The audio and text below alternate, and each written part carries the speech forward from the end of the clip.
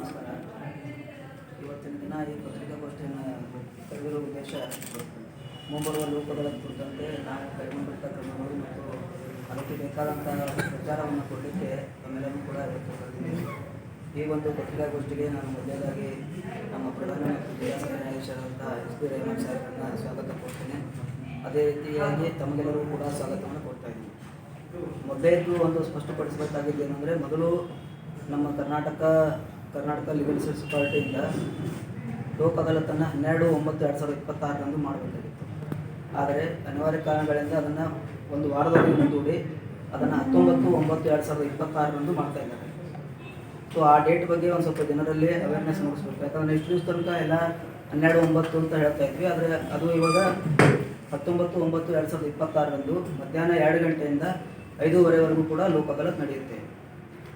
ಅದರೊಟ್ಟಿಗೆ ಈಗ ಹೇಳಬೇಕಂದ್ರೆ ಕಳೆದ ಬಾರಿ ಅಂದರೆ 11/7/2026 ನಡೆದಂಥ ಲೋಕ ಅದಾಲತ್ನಲ್ಲಿ ನಾವು ಬೀದರ್ ಜಿಲ್ಲೆಯಿಂದ ಒಟ್ಟು 74,056 ಪ್ರಕರಣಗಳನ್ನು ಇತ್ಯರ್ಥಪಡಿಸಿದ್ದೀವಿ. ಅದರಲ್ಲಿ 9,416 ಪೆಂಡಿಂಗ್ ಪ್ರಕರಣಗಳು ಮತ್ತು 64,640 ವ್ಯಾಜ್ಯ ಪೂರ್ವ ಪ್ರಕರಣಗಳನ್ನು ಇತ್ಯರ್ಥಪಡಿಸಲಾಗಿದೆ. ಅದೇ ರೀತಿಯಾಗಿ ಈ ಒಂದು ಲೋಕ ಅದಾಲತ್ನಲ್ಲಿ ಅಂದರೆ ಮುಂಬರುವಂಥ ಲೋಕ ಅದಾಲತ್ನಲ್ಲಿ ನಮ್ಮ ಜಿಲ್ಲೆಯಲ್ಲಿ ಇರ್ತಕ್ಕಂಥ ಒಟ್ಟು 31,166 ಪ್ರಕರಣಗಳಲ್ಲಿ ಈಗಾಗಲೇ ನಾವು ಸುಮಾರು 3,000 ಪ್ರಕರಣಗಳನ್ನು ಗುರುತಿಸಿದ್ದೀವಿ. ಮುಂದಿನ ಹಂತದಲ್ಲಿ ಇನ್ನೂ ಹೆಚ್ಚಿನ ಪ್ರಕರಣಗಳನ್ನು ಗುರುತಿಸಿ ಅವುಗಳನ್ನು ಇತ್ಯರ್ಥಪಡಿಸುವಂಥ ಪೂರ್ವ ತಯಾರಿಯನ್ನು ಮಾಡ್ಕೊಳ್ತಾ ಇದ್ದೀವಿ. ಅದಕ್ಕೆ ಸಂಬಂಧಿಸಿದಂತೆ ನಾವು ಹಲವಾರು ಅಂದರೆ ಬೇರೆ ಬೇರೆ ಇಲಾಖೆಯವ್ರ ಜೊತೆಗೆ ಮೀಟಿಂಗ್ ಮಾಡಿದ್ದೇವೆ. ನಮ್ಮ ವಕೀಲ ಸಂಘದ ಅಧ್ಯಕ್ಷರ ಜೊತೆಗೆ ಮತ್ತು ಎಲ್ಲ ಬಾರ್ ಮೆಂಬರ್ಸ್ ಜೊತೆಗೆ ಮೀಟಿಂಗ್ ಮಾಡಿದ್ದೇವೆ. ನಮ್ಮ ಎಲ್ಲ ನ್ಯಾಯಾಧೀಶರು, ಜಿಲ್ಲೆ ಇರ್ತಕ್ಕಂಥ ಎಲ್ಲ ನ್ಯಾಯಾಧೀಶರೊಂದಿಗೆ ಮೀಟಿಂಗ್ ಮಾಡಿದ್ದೇವೆ. ಈ ರೀತಿಯಾಗಿ ನಾವು ಪೂರ್ವವಾಗಿ ಎಲ್ಲ ರೀತಿಯ ತಯಾರಿಗಳನ್ನು ಮಾಡ್ಕೊಳ್ತಾ ಇದ್ದೀವಿ. ಇದನ್ನು ಹೊರತುಪಡಿಸಿ ಇನ್ನೊಂದು ಹೇಳಬೇಕು ಅಂತಂದರೆ, ಸಾರ್ವಜನಿಕರಲ್ಲಿ ಒಂದು ವಿಷಯದ ಬಗ್ಗೆ ನಾವು ಮಾಹಿತಿಯನ್ನು ಕೊಡಬೇಕಾಗಿದೆ. ಏನಂದರೆ, ನಮ್ಮದು ನಾಲ್ಸಾದಿಂದ 15100 ಇದು ನಾಲ್ಸಾದ ಟೋಲ್ ಫ್ರೀ ನಂಬರ್. ಅಂದರೆ ಯಾವುದಾದ್ರೂ ಕಾನೂನಾತ್ಮಕವಾಗಿ ಯಾವುದೇ ಒಬ್ಬ ವ್ಯಕ್ತಿಗೆ ಏನಾದರೂ ಸಮಸ್ಯೆಗಳಿದ್ದರೆ ಅವರು ಅದರ ಬಗ್ಗೆ ಮಾಹಿತಿಯನ್ನು ತೊಗೋಬೇಕಾಗಿತ್ತು ಅಂದರೆ ಈ ಒಂದು ನಂಬರ್ಗೆ ಕಾಲ್ ಮಾಡಿದರೆ ಅದು ನಮ್ಮಲ್ಲಿರ್ತಕ್ಕಂಥ ನಾಲ್ಸಾಗೆ ಹೋಗುತ್ತೆ. ಅದರಿಂದ ನಮ್ಮಲ್ಲಿ ಇಬ್ಬರು ವಕೀಲರು ಇರ್ತಾರೆ ಫ್ರಂಟ್ ಆಫೀಸ್ನಲ್ಲಿ, ಅವರಿಗೆ ಅದು ಮಾಹಿತಿ ಬರುತ್ತೆ. ಅವರು ಇಮಿಡಿಯೇಟಾಗಿ ಕಾಲ್ ಅಟೆಂಡ್ ಮಾಡ್ತಾರೆ. ಇಲ್ಲ ಅಂದರೆ ಅವರಲ್ಲಿ ಅದು ಕಾಲ್ ಪೆಂಡಿಂಗ್ ಇದ್ದರೆ ಆಮೇಲಾದರೂ ಆ ವ್ಯಕ್ತಿಗಳಿಗೆ ಕಾಲ್ ಮಾಡಿ ಅವ್ರಿಗೇನು ಕಾನೂನಾತ್ಮಕ ಪರಿಹಾರ ಬೇಕೋ ಅದನ್ನು ಕೊಡಲಿಕ್ಕೆ ಸಹಾಯ ಮಾಡ್ತಾರೆ. ಸೊ ಈ ಒಂದು ನಂಬರ್ ಬಗ್ಗೆ ಜನರಲ್ಲಿ ಅವೇರ್ನೆಸ್ ಮೂಡಿಸೋದು ಕೂಡ ಅವಶ್ಯಕತೆ ಇದೆ. ಈ ನಿಟ್ಟಿನಲ್ಲಿ ತಾವೆಲ್ಲರೂ ಕೂಡ ಇದರ ಬಗ್ಗೆ ಒಂದು ಹೆಚ್ಚಿನ ಪ್ರಚಾರವನ್ನು ಕೊಟ್ಟು ಜನರಲ್ಲಿ ಅರಿವು ಮೂಡಿಸಲಿಕ್ಕೆ ಸಹಾಯ ಮಾಡ್ತಾರೆ ಅಂತೇಳಿ ನಾನು ಆಶಿಸ್ತಾ ಮುಂದೆ ಮಾತಾಡ್ತೀನಿ. ತಮಗೆಲ್ಲರಿಗೂ ಗೊತ್ತಿದೆ, ಹಿಂದಿನ ಬಾರಿ 11/7/2026 ನಡೆದ ರಾಷ್ಟ್ರೀಯ ಲೋಕ ಅದಾಲತಲ್ಲಿ ಕೂಡ ಅವಕ್ಕಿಂತ ಮುಂಚೆ ಕೂಡ ತಮ್ಮನ್ನೆಲ್ಲ ಕರೆದು ಪತ್ರಿಕಾಗೋಷ್ಠಿಯನ್ನು ನಾವು ಮತ್ತು ನಮ್ಮ ಸ್ನೇಹಿತರು ಮಾಡಿದ್ವಿ. ಒಳ್ಳೆಯ ಬೆಂಬಲ ಸಿಕ್ತು. ನಿಮ್ಮ ಸಹಾಯ ಮತ್ತು ಸಹಕಾರ ಪ್ರಚಾರಕ್ಕೆ ನಮ್ಮ ಬೀದರ್ ಯೂನಿಟ್ ಕಡೆಯಿಂದ, ವಿಶೇಷವಾಗಿ ಜಿಲ್ಲಾ ಕಾನೂನು ಸೇವೆಗಳ ಪ್ರಾಧಿಕಾರದಿಂದ ಪತ್ರಿಕಾ ಮಾಧ್ಯಮಕ್ಕೆ ಮತ್ತು ನಿಮ್ಮೆಲ್ಲ ಸ್ನೇಹಿತರಿಗೆ ಧನ್ಯವಾದಗಳನ್ನು ತಿಳಿಸಕ್ಕೆ ಬಯಸ್ತೀನಿ. ಅದೇ ರೀತಿ ನೀವೆಲ್ಲ ನಿಮ್ಮ ಏನು ಈ ಸಾರ್ವಜನಿಕರಿಗಾಗಿ ನಾವು ಅವರ ಕಲ್ಯಾಣಕ್ಕಾಗಿ ಒಳ್ಳೆಯದಕ್ಕೋಸ್ಕರಾಗಿ ಏನು ಪ್ರತಿ 2-3 ತಿಂಗಳಿಗೊಂದ್ಸರಿ ರಾಷ್ಟ್ರೀಯ ಲೋಕ ಅದಾಲತ್ಗಳನ್ನು ಮಾಡ್ತಾ ಬಂದಿದ್ದೀವಿ, ಇದಕ್ಕೋಸ್ಕರ ನಿಮ್ಮ ಕೋಆಪರೇಷನ್ ಮುಂದುವರಿಬೇಕಂತ ಹೇಳ್ಬಿಟ್ಟು ಕೋರ್ಕೊಳ್ತೀನಿ.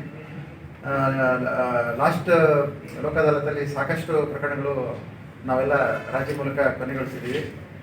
ಅದೆಲ್ಲ ಅದರ ಮಾಹಿತಿಯನ್ನು ನಮ್ಮ ಸ್ನೇಹಿತರು ಈಗ ತಾನೇ ಕೊಟ್ಟರು. ಈಗಲೂ ಕೂಡ ನಾವು ಈಗ ಡೇಟ್ ನಿಮಗೆಲ್ಲ ಹೇಳಿದ ಪ್ರಕಾರ 12/9 ನಾವು ದಿನಾಂಕವನ್ನು ಹಮ್ಮಿಕೊಂಡಿದ್ವಿ.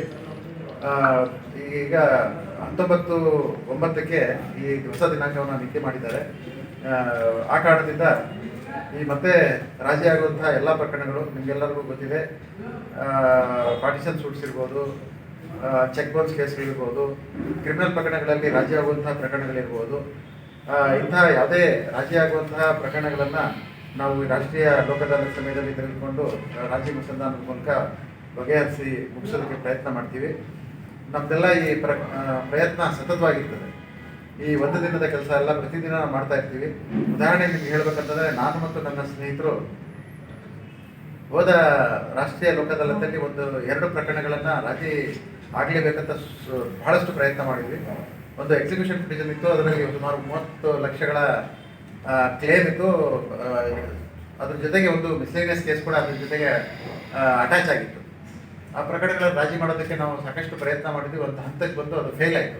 ಬಟ್ ನಾವು ಯಾವತ್ತೂ ಎದೆಗೊದ್ದೋದಿಲ್ಲ. ನಿಮ್ಮ ಮಾಹಿತಿಗಾಗಿ ಹೇಳ್ತಾ ಇದ್ದೀನಿ, ನಿನ್ನೆ ಆ ಎರಡೂ ಪ್ರಕರಣಗಳನ್ನು ನಿನ್ನೆ ನಡೆದಂತಹ ಸಾಮಾನ್ಯವಾದ ನಾರ್ಮಲ್ ಕೋರ್ಟ್ ಪ್ರೊಸೀಡಿಂಗ್ಸಲ್ಲಿ ನಾನು ಮತ್ತೊಮ್ಮೆ ಸುಮಾರು ಅರ್ಧ ಗಂಟೆಗಳ ಕಾಲ ಮಾತುಕತೆ ನಡೆಸಿ 29 ಲಕ್ಷಕ್ಕೆ ಚಿಲ್ಲರೆ ಲಕ್ಷಕ್ಕೆ ಇದ್ದ ಕ್ಲೈಮನ್ನು 21 ಲಕ್ಷಕ್ಕೆ ಸೆಟಲ್ ಮಾಡಿ, ಅಲ್ಲೇ ಸ್ಪಾಟಲ್ಲೇ ಡಿ 21 ಲಕ್ಷಕ್ಕೆ ಡಿ ಕೊಡಿಸಿ ಮಿಸ್ಲೇನಿಯಸ್ ಕೂಡ ನಿನ್ನೆ ಕೂಡ ಮಾಡಿ ರಾಜಿ ಸಂಧಾನದ ಮೂಲಕ ಮಾಡಿ ಮುಗಿಸಿದ್ದೀನಿ. ಇಂಥ ಪ್ರಕರಣಗಳು ರಾಜಿ ಆದರೆ ಖಂಡಿತವಾಗ್ಲೂ ತುಂಬಾ ನಮಗೆ, ನಿಮಗೆ, ಕಕ್ಷಿದಾರಿಗೆಲ್ಲ ಅದರ ಜೊತೆಯಲ್ಲಿ ಸಾಕಷ್ಟು ಜನರಿಗೆ ಏನೋ ನೆಮ್ಮದಿ ಸಿಕ್ಕಿರುತ್ತೆ. ಯಾಕಂತಂದರೆ ಅದು ಒಂದು ಯಾವುದೋ ಒಂದು ಲೇಔಟ್ಗೆ ಸಂಬಂಧಪಟ್ಟ ಪ್ರಕರಣ ಆಗಿತ್ತು. ಅದರಿಂದ ಸಾಕಷ್ಟು ಜನರು ಯಾರು ಹಣ ಹಾಕಿದ್ರು ಆ ಲೇಔಟ್ಗಳೆಲ್ಲ ಎಲ್ಲರೂ ಗೊಂದಲಕ್ಕೀಡಾಗಿರ್ತಾರೆ, ಟೆನ್ಷನಲ್ಲಿರ್ತಾರೆ ಅಂತ. ಈಗ ಏನಾಯಿತು, ರಾಜ್ಯ ಆಗಿ ಮುಗಿದ ತಕ್ಷಣಕ್ಕೆ ಎಲ್ಲರೂ ನೆಮ್ಮದಿಯಿಂದ ಸೈಟ್ ತಗೊಂಡವರು ಎಲ್ಲರೂ ನೆಮ್ಮದಿಯಿಂದ ತಮ್ಮ ಜೀವನ ನಡೆಸ್ಕೋಬೋದು. ಇದೇ ರೀತಿ ನಾವು 19/9 ಕೂಡ ಈ ಪ್ರಯತ್ನ ಮುಂದುವರಿಸ್ತೀವಿ.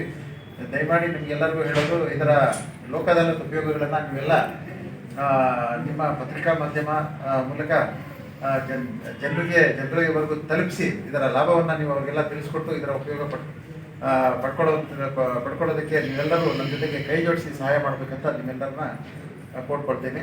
ಅದರ ಜೊತೆಗೆ ನಿಮಗೆಲ್ಲರಿಗೂ ಗೊತ್ತಿದೆ, ಲೋಕ ಅದಾಲತ್ ಜೊತೆಗೆ ಇನ್ನೊಂದು ಮೀಡಿಯಮ್ ಆಫ್ ಸೆಟಲ್ಮೆಂಟ್ ಅಂತಂದರೆ ಮೀಡಿಯೇಷನ್ ಅಂತ ಹೇಳ್ತೀವಿ, ಮಧ್ಯಸ್ಥಿಕೆ.